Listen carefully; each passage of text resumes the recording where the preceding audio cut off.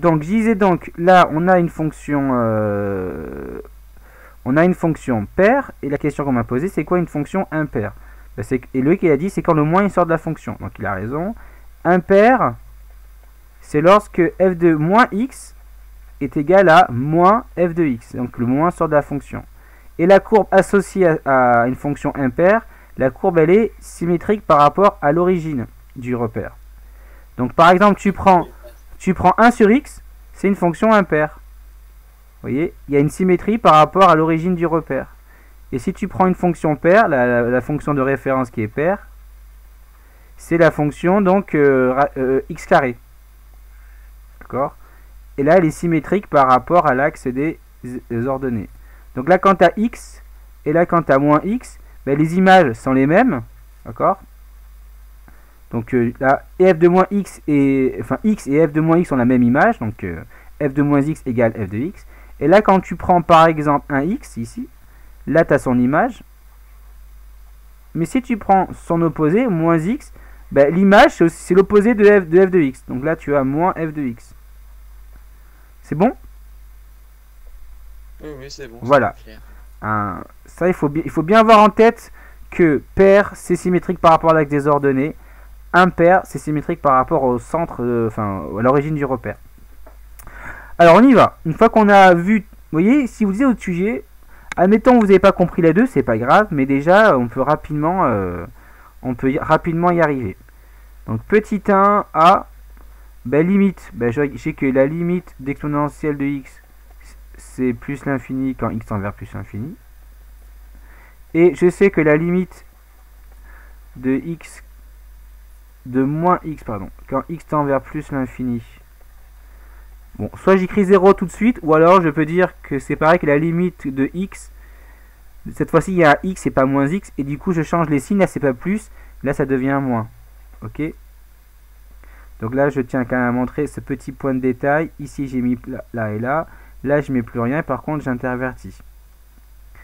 Et ça, c'est une limite du cours, ça vaut 0. Du coup, par somme et produit, hein, je peux écrire comme ça. D'abord, je fais la somme. Par somme, produit, on a que la limite de f en combien? En plus l'infini. C'est donc, là, ça fait plus l'infini. Fois moins 1,5, ça fait moins l'infini. Plus 7,5, ça fait toujours moins l'infini. C'est bon pour tout le monde? Pas de questions? Capture d'écran. On peut faire ça. Maintenant, là, c'est il y a longtemps qu'on n'a pas dérivé, j'ai l'impression. Ça fait vraiment très longtemps. En tout cas, moi, ça fait longtemps que j'ai pas dérivé aussi, du coup. Comme je n'arrive pas avec vous. Vais-je savoir dériver? Là, c'est le U fois V. U fois V, très bien. B. C'est vrai que ça fait. On n'a pas du tout dérivé sur les derniers chapitres. Donc, j'écris quand même f de x. Je vais l'écrire comme ça, je l'aurai sous les yeux. F de x, c'est 7,5 moins 1,5 de exponentielle de x. Non, là il y avait un plus. Plus 1. Comme ça. Donc là on fait U fois V, ou d'abord ce qu'on peut dire c'est... il est où mon truc? Ici, F'. D'abord il y a U plus V, si vous voulez. Là il y a le U plus le V. Donc la dérivée de 7,5 c'est 0, d'accord. Et après on peut faire du U fois V sur ce qui suit. Ou encore même là il y a une constante. Donc je rappelle quand même les formules. Donc là, on va faire U plus V. Avec ça, c'est U. Donc 7,5 c'est U. Et moins 1,5 de exponentielle de x plus exponentielle de moins x, c'est le V. Donc la dérivée de tout ça, je vous rappelle, c'est ça, vous le saviez. Du coup, là, ça fait 0, si vous voulez, 0. Et ensuite, je vais dériver ce qui est issu là. Mais, souvenez-vous, quand il y a une constante fois une fonction U, ben, la dérivée, c'est KU'. Donc là, finalement, je ne vais pas m'intéresser au 1,5. Je vais simplement dériver ceci. Est-ce que c'est clair pour tout le monde?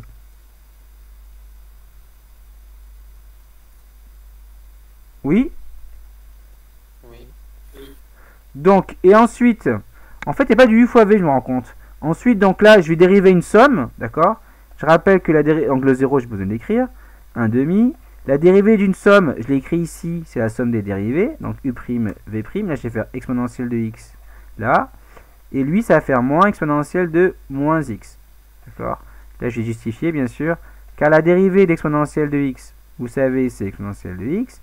Et la dérivée de exponentielle de u, c'est u' exponentielle de u. Attention, il y a bien un moins ici. Hein. Je dérive le moins x, ça fait moins 1, mais là, je ne mets pas la dérivée. Là, je ne mets pas u' exponentielle de u'. D'accord? C'est pas du tout ça. Okay. Là, on retrouve le u qui était au départ. Est-ce que c'est bon pour tout le monde, là, pour la dérivée? Oui. Oui. Alors, mais ce n'est pas fini, puisque j'ai montré qu'elle est décroissante ou croissante, je ne sais plus. Je verrai ça. Et je dois donc étudier le signe. Et c'est parfait, on a un produit. Donc je peux étudier le signe d'un produit. D'accord? Donc ici, on va étudier le signe de. On va étudier le signe de f'.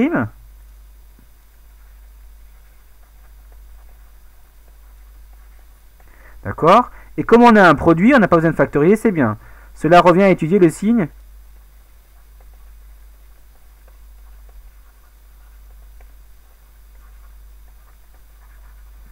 de exponentielle de x moins exponentielle de moins x. Et c'était là la difficulté, je pense. Là, je me rends compte maintenant quand je le fais. Je pense qu'il y a beaucoup d'élèves de terminale qui ont du mal à faire ce genre de questions. J'étudie le signe. Qu'est-ce que je fais pour étudier le signe? Quel est le réflexe que je vais faire?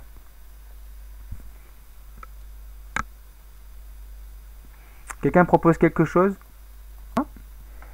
Et là, vous dites, est-ce que je vais être capable de le résoudre, cette inéquation en exponentielle? Est-ce que je suis capable de le résoudre? Comme ça, en anticipant un petit peu les raisonnements. Ben voilà, on voit tout de suite qu'on va utiliser le logarithme, ou alors les propriétés qu'on a vues, qui au final utilisent le logarithme. Donc, déjà, ce que je fais, j'écris comme ça. Mais moi, ce que je veux, c'est atteindre x. Qu'est-ce que je vais faire? Donc, je vais passer au logarithme, comme l'a dit Tom. Ou alors, dans le cours, on disait automatiquement, parce qu'il y avait une bijection, donc on pouvait automatiquement dire ça.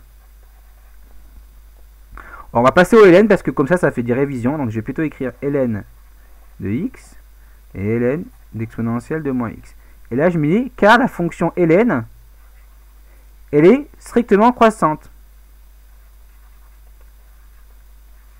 sur R+, étoile. Alors, je le mets là. D'accord? Donc, comme ça, c'est non nul au passage. Donc, ça vient dans R+, étoile. Et maintenant, vous savez que ln d'exponentielle d'un grand x, peu importe ce qu'il y a dans l'exponentielle, ça fait toujours grand x. Je vais mettre un U ou un A, comme ça ce sera plus clair. Si là je mets un grand A, là il y a toujours A. Donc, oui. Si ln c'est pas strictement croissant, ça empêcherait l'implication. Si elle était seulement croissante, ça marcherait parce que là j'ai mis des inégalités larges. Si j'avais mis des inégalités strictes, il faudrait que j'ai besoin de la stricte croissance.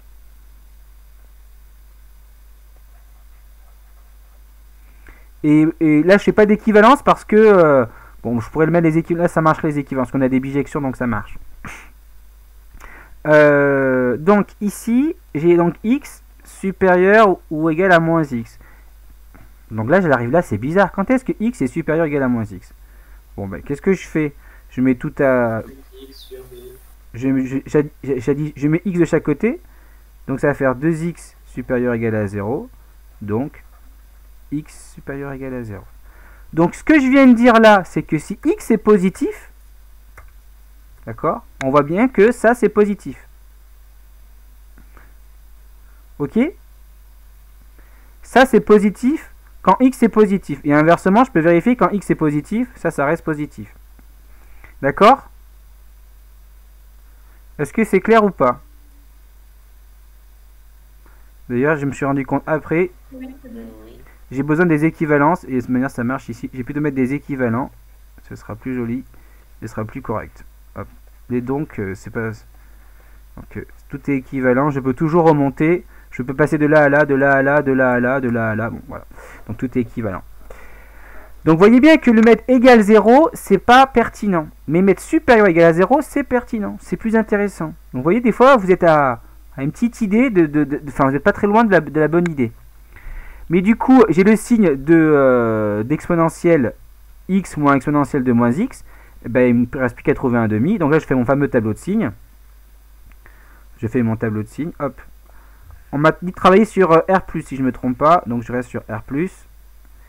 Donc là, il y a x. Je travaille sur R+. Là, j'ai ma première... Alors déjà, j'ai ma première ligne. Et j'ai ma deuxième ligne. Première ligne, je peux le faire parce que je pense qu'à perturbe un peu certains. C'est mettre moins 1,5. Voilà, je suis pas obligé de le mettre. Mais là, je mets des négatifs de partout. Et après, je mets exponentielle de x moins exponentielle de moins x. Et j'ai dit là, pour le signe de cette expression, quand x est positif, ben, ceci est positif. Donc quand x est positif, ben, c'est positif. Du coup, là, j'ai f par produit. J'ai donc c'est décroissant. Je vais mettre en arrêt. Ma limite en plus l'infini, je l'avais donné, j'y pense, je ne suis pas trompé. On regarde, ça fait moins l'infini. Donc c'est assez cohérent, on voit que ça décroît comme ça vers moins l'infini. S'il avait trouvé plus l'infini, ça aurait été un peu bizarre. Donc là ça va. Ah, mince. Moins l'infini. Et je peux regarder en 0, mais je crois que c'est continu, donc la limite c'est f de 0. Donc 0, 0, ça fait 1 plus 1, ça fait 2. Donc là je regarde f de 0. 7 demi moins 1 demi de exponentielle de 0 plus exponentielle de 0 en fait. Exponentielle de 0 ça fait 1, 1 plus 1 ça fait 2. Donc ça va simplifier, ça va faire 7 demi moins 1. Et donc 2 sur 2, ça fait donc 5 sur 2. Est-ce que c'est bon pour tout le monde? Bon, retournons à notre TVI. Donc continue, strictement décroissante, et 0 appartient donc à l'intervalle donc des images, d'accord? Des bornes des images des bornes, pardon. Et donc d'après le TVI, voilà.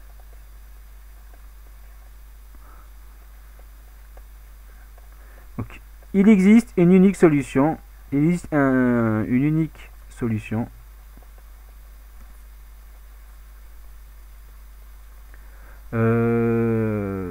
Bien sûr, il faut préciser qu'on est dans 0 plus l'infini. Ah oui, j'ai oublié de préciser la borne. Strictement décroissante et continue sur 0 plus l'infini. Ça, il faut être quand même des milliers d'intervalles. Dans 0 plus l'infini.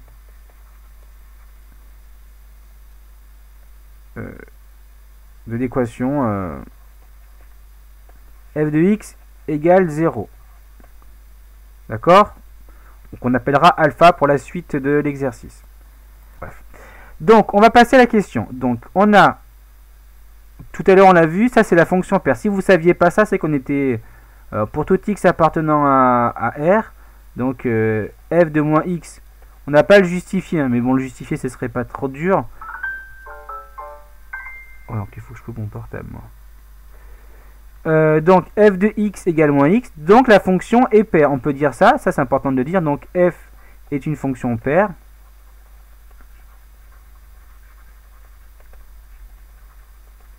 Donc on peut dire que la courbe de f, donc sa courbe,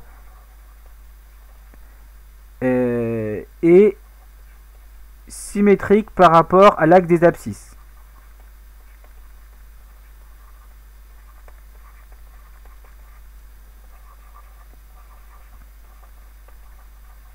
Désordonné, pardon. Donc qu'est-ce que j'écris?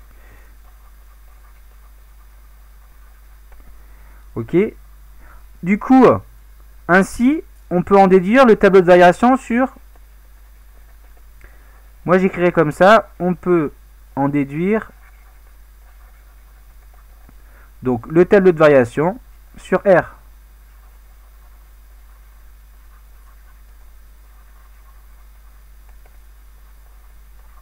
Tout à l'heure, on n'avait que le tableau de variation sur R+.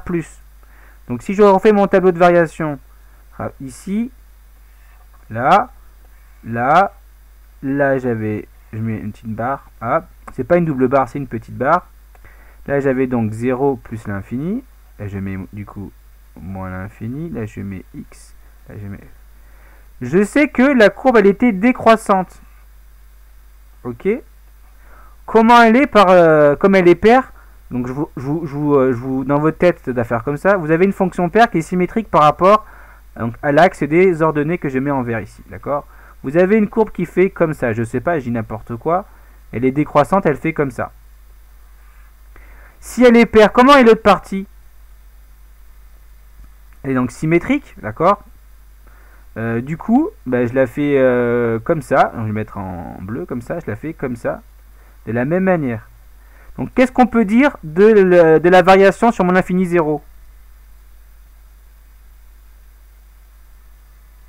La fonction elle sera croissante en moins l'infini, la limite sera moins l'infini. Voilà. Déjà, on peut en déduire ce tableau de variation, je vous rappelle. D'accord? Ici, si je vous rappelle qu'ici il y avait donc 5 demi, là il y avait moins l'infini, là il y avait 0, et là il y avait donc alpha, c'est la question qui vous le disait. Maintenant, ici, il faut que je regarde les bornes par contre. Donc je peux donc déduire que la fonction elle est strictement croissante sur mon infini est 0. Je regarde f de 0, c'est toujours 5 demi, donc il y a un petit, si vous voulez, il y a un petit tiré, mais je ne devrais pas le mettre. Donc je le mets parce que c'est pour couper. Je vais quand même le mettre en pointillé. Hop. Ici, il y a hop, hop, hop. Et là, il y a toujours 5 demi. Ah mince, on va l'arrêter. Ici, il y a 5 demi. Et je trouve qu'il faut regarder la limite en moins l'infini. Mais comme elle est paire, donc en fait, si ça tend vers moins l'infini à droite, ça tend aussi à moins l'infini à gauche. Bon, je vais pas le justifier. Et du coup, on a la même chose. Donc on a aussi le TVI. Donc aussi, on a encore un 0 ici, d'accord? Et ici, on peut dire qu'il y a un bêta. Ainsi, donc on peut appliquer le TVI sur moins l'infini 0. Et on obtient une unique solution bêta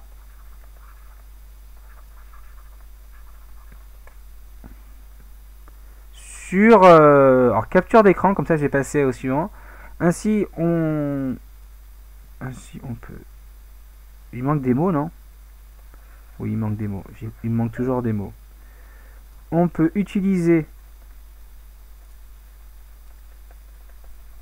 le TVI sur 0 plus sur moins l'infini 0 et on obtient un unique bêta solution de l'équation f de x égale 0 sur R-.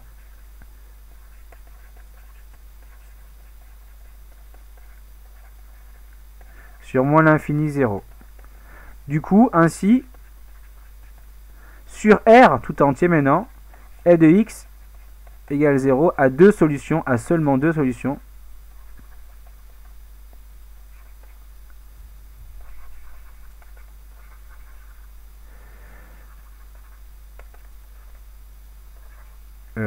Alpha et bêta. Donc, capture d'écran pour la dernière phrase.